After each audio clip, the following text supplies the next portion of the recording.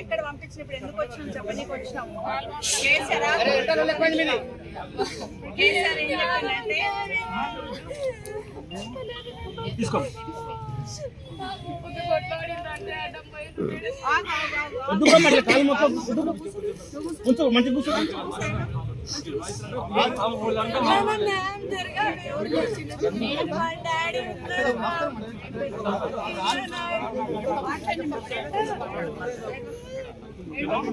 చెప్పిందంటే మా పరిస్థితి ఎట్లుందో మాకే తెలుసు.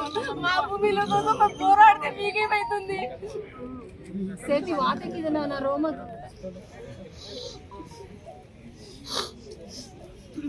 ఎన్ని ఎకరాలు పోతుందమ్మా?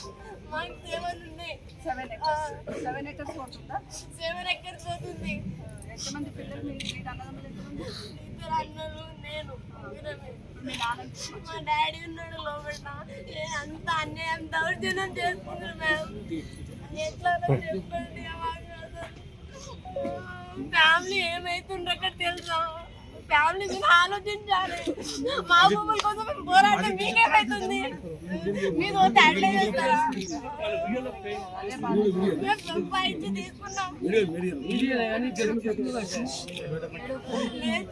ఏం తింటుంటో ఏం చేస్తుంటో లోపల తెలుసా? మాకు ఎంత బాధ ఉంది. అది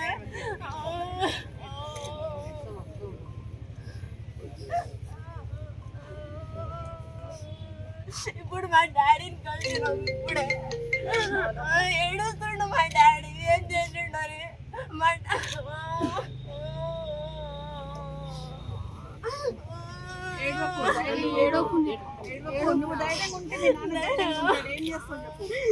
దుర్మార్గం పాలన అయిపోయింది. ఏం చేస్తున్నారు?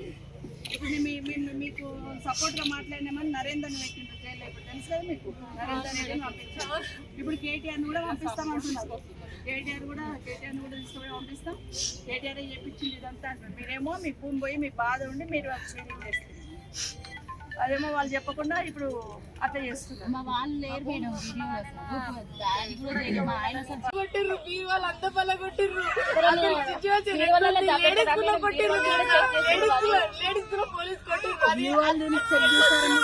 లేదు అది టక్కటక్క కొడుతుండ్రు మేడం. పోలీసులు కొట్టిర్రు. లేడీస్ కూడా కొట్టిర్రు.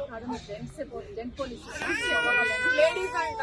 లేడీస్ వచ్చి అట్లా కొట్టొచ్చా? నైట్ వచ్చి కొట్టొచ్చా? అట్లా చెప్పండి. నాకు మీరే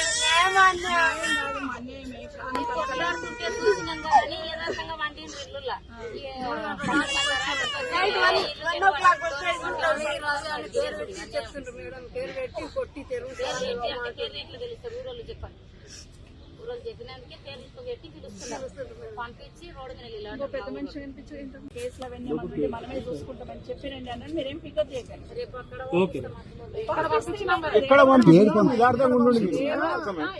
ఉండండి. ఎక్కడ పంపించినా మన రాష్ట్రంలోనే పంపిస్తారు కదా. మీరు యథార్థంగా ఉండాలి.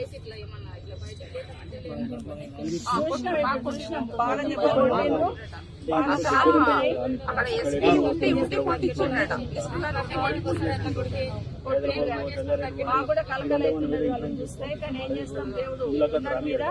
తర్వాత తెలుస్తుంది. దేవుడు ఉన్నాడు, మీరున్నారు. తర్వాత తెలుస్తుంది. మంచి చెడు తెలుస్తుంది. అధికారం ఉంది కదా, అహంకారంతో చేస్తున్నారు. పోతారు.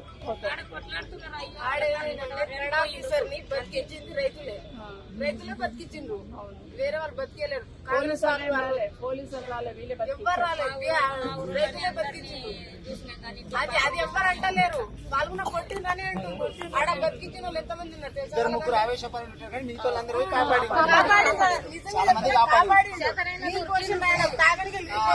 ఆఫీసర్ కి ఇది అంత వాళ్ళకున్నా ఇద్దరు ముగ్గురు చేసిన దానికి కూడా పట్టుకొచ్చేసారు.